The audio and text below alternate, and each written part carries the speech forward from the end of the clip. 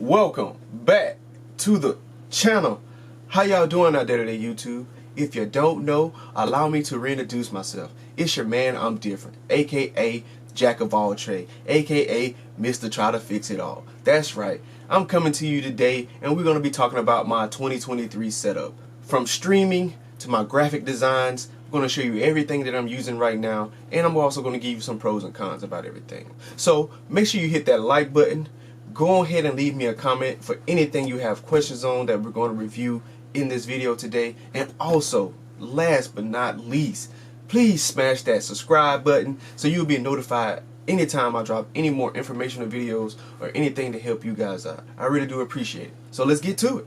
I'm different. I'm different. I'm different. It's your boy. I'm different. Yeah. Coming through the screen. What you say? Having a whole bunch of knowledge. Trying to learn a couple things. Yeah. Not claiming to be the best, but I ain't backing down from the test. Never that. With God on my side, yeah, you know I'm truly blessed. Amen. It's your boy. I'm different. Oh yeah. I'm different. What you It's say? your boy. I'm different. Oh yeah. Okay, first thing we're going to take a look at is the main PC. I like to call it my think tank, and I got it surrounded by a nice assortment of accessories. If you haven't seen my one chip challenge video, be sure to check it out. It's a hot one. That there is just a streaming PC, only for streaming, and these are my two monitors. The first one is a 32-inch, the second one is a 17-inch. Followed by all my little gadgets and stuff that I use for my work. This is my lightly used keyboard and the mouse that I happen to use for the second PC. This is the audio mixer that I acquired. It's a nice little gadget, and I'll tell you more about its features later. I also have an XP Pen sketchpad. This helps me when I'm using Adobe Illustrator to get my graphic design exactly how I want them. I also use an Elite 2 controller for my gaming. I have custom gold paddles on the back, and this is just a nice addition to the gaming world. Next is the mic that came with the mixer.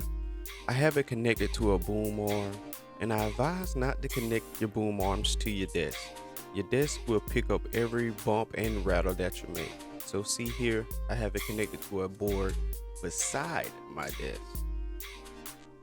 Last but not least is my first gaming chair. It's okay for the price range, but the seat cushion is a little hard, and also the armrests, they are very hard. So I had to get some cushions to offset that.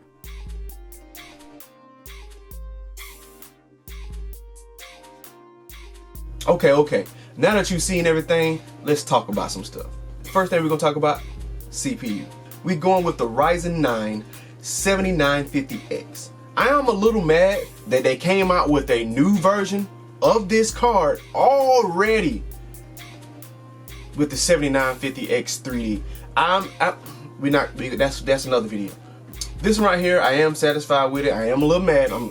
We still not gonna forget that. Mad that it came out with a new one. But this one right here is holding up well. It's rated to hold up to a temperature of 95 degrees. The cooler that I'm using it keeps it right around 70. When I'm extremely working, highest I've ever seen it get was about 80 degrees, and that was because my room was a little hot and I had to turn the AC on, cool the room down, and this cool don't back down. No real issues with this bad boy. It's holding up fine with all the tasks that I'm running on my computer. Gaming is not bottlenecking because of my CPU, and I'm able to run Adobe Illustrator, all my graphic design software with no hiccups or nothing. Also, my video editing is getting a little bit faster now thanks to this as well, in part to the GPU. Next up on the list, I paired that CPU with the Aorus motherboard. Now this is where I'm going to start getting upset. For the first month and a half, 2 months when I got this bad boy, my PC would crash on a regular basis no matter what I was doing. The BIOS was just bad. That's what I'm putting it down to.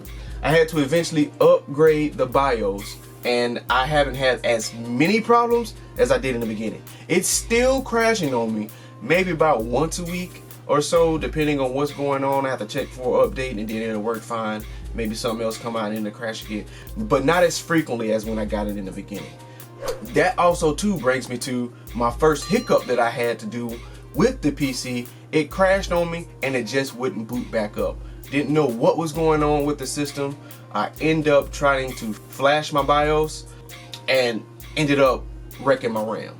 I hit my clear CMOS button while my PC was on. That's right, I made a boo-boo. So for all of y'all that do not know, make sure your PC's off. I think that was the culprit behind why my RAM was shot. So I was using this type RAM here, glowy. Don't kill me in the name in the comment section, correct me later. This is the RAM I was using. I was using two 8 GB sticks for 16 gigs of RAM. It's rated at 52 megahertz. Didn't hold up to that when I put it in the PC and checked the spec. It was right at like 4800. I don't know what I had to do to get up to 52. Didn't try to play with it. Didn't have it long enough to play with it. So this RAM ended up being shot, and I ended up going with a TeamGroup. They haven't really used them before. I'm used to the Corsair, but Corsair was so expensive. I had to wait. I'm probably going to go back to Corsair once I get the funds available and be able to upgrade one last time. But right now the TeamGroup is holding up. It's 2 gigs of 8 gigabytes as well, so 16 gigs total. I'm not experiencing any sluggishness from the RAM, so it's holding up pretty good. But I do enjoy Corsair better. I'm probably going to switch to some Corsair with some RGB flavor later, just to help out, you know, the aesthetics of my build. If you haven't seen, I upgraded the fans as well. These fans, I love them. They're quiet, they're not as loud, and of course the RGB feature is amazing. I got one here and one on the top. I had some questions about my cooling system. This CoolerMaster cooler is doing the trick. Right now, as I said, it is keeping my temperatures right around the 70 range. The CPU is meant to go up to 95 degrees, but like I said, the highest I ever seen it was get to is about 80. Which brings me to my next topic. So we got CPU is great, motherboard big iffy. You know, I'm trying to give them a little bit of slack, just like with anything when it's the first iteration of that build. You know, just like when cars, that first year car, you always have the most recalls on it. You know, I'm giving them the benefit of the doubt just because of that. So in the future, I'll probably be upgrading the motherboard and I'll be able to compare them a little bit better. Other than that, we're going to move on to the GPU. I'm in love with my graphics card right now at the moment. It's allowing me to get 1440p on most games, but I downgraded to 1080p to get higher frame rates.